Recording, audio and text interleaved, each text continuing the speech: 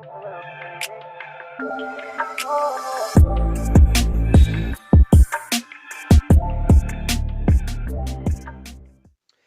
how's it going, everybody? Welcome back to the channel. And so in today's video, my first phone update review in 2025 is going to be the Moto G Stylus 5G 2024, or for the rest of this video, I'm just going to reference it as the G Stylus 2024.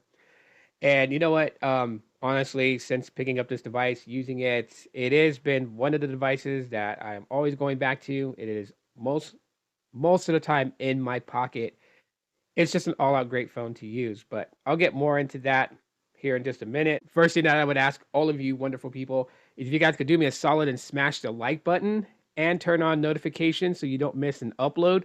And if you'd like to try out Helium Mobile, which I believe is one of the best value phone plans currently to date, then use my promo code right here on the screen or in the description. That will get you guys your first month for free so you can try them out for yourself and take advantage of that. So let's get into my update review on the Moto G Stylus 5G 2024. So like I said, this has been in my pocket for the better half of 2024, which is the last half of the year, since picking it up and using it. And I've been thoroughly impressed by just everything that Motorola has done with this lineup that, I'm glad that they're still continuing to do. Since LG kind of went away and stopped making smartphones, the Stylo series from LG is gone, which was one of my favorite series of devices to upgrade to. So Motorola kind of just continuing on for that. Big shout out to them. Yes, I know there's other companies that did do a phone with a stylus like TCL, which, I've heard some good things about them. But Motorola has definitely grown since, right? I've had the 2022 model. I've tried out the 2021 model. My son has a 2023 model currently right now.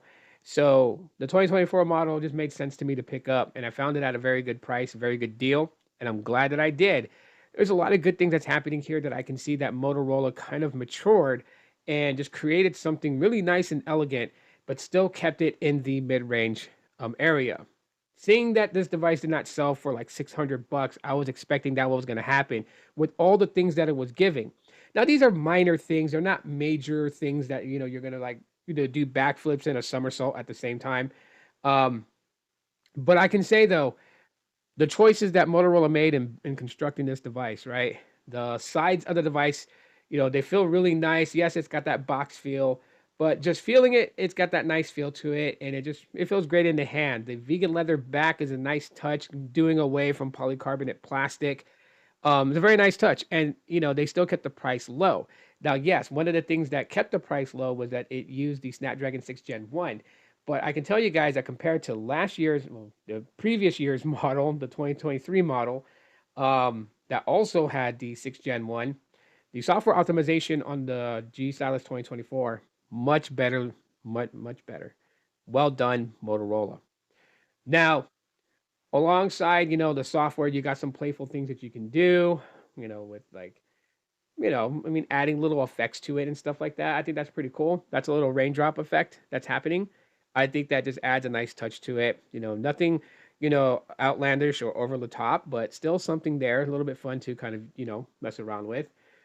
And it's got some very handy features. And one of the things that I do like that they did beef up on was the stylus. The stylus got, not being this little skinny, twig, it's now a little bit beefy. So, it makes it comfortable to pretty much like hold in hand if you're going to, utilize it. And maybe you want to make a note of things, maybe you want to do that. And so you want to, say stuff like hi. I mean, you can, you really can have fun with it if you want to. And if you want to use it for work, you definitely can find some functionality on it. Definitely for sure. So that's nice to have. It's got a nice, size screen real estate here to like view content and social media and stuff like that. But the phone doesn't, feel unbearable to hold for long periods of time, and that's something I really appreciate about it. So this is one of the large phones that I feel is comfortable to hold, which I'm a big thing on that. If I'm gonna have to hold this thing all day, I don't want my fingers to feel like that they're sore from holding it. Other good things that it's got going for it is the cameras. You got a 50 megapixel shooter with a 13 megapixel ultra wide and then a 32 megapixel sensor, selfie sensor. And you know what? That makes for, taking good photos. The 50 megapixel sensor is not on by default. So if you want to use the full 50 megapixel capacity, you do have to go in the camera settings and you have to turn on what's called super res, and that is using the full 50 megapixel sensor. But besides that, you do have some features in the camera that's actually pretty cool. Dual capture. I love that mode. And it allows you to use the selfie and the main sensor at the same time. Now with photos, great. Love it. Love being able to do that. The only one that I find a problem with dual capture is video, and that can easily be fixed by just using one of those gimbal um like monopods. And with that gimbal, it should stabilize the shot, because with dual capture video mode, only one of the video windows that's recording is going to be using image stabilization. The other one will not. So if you are walking, it's going to be very shaky and jello-y.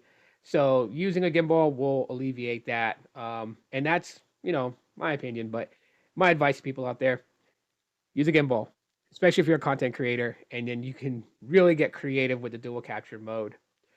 Battery life on this is insanely good. 5,000 milliamp hour battery. When I keep 60 hertz refresh on, because I'm not a big stickler for having the 120 hertz refresh always on, I get a very good length of battery life on this. So if you were to turn on the 120 hertz refresh, you should get a decent amount of screen on time with battery.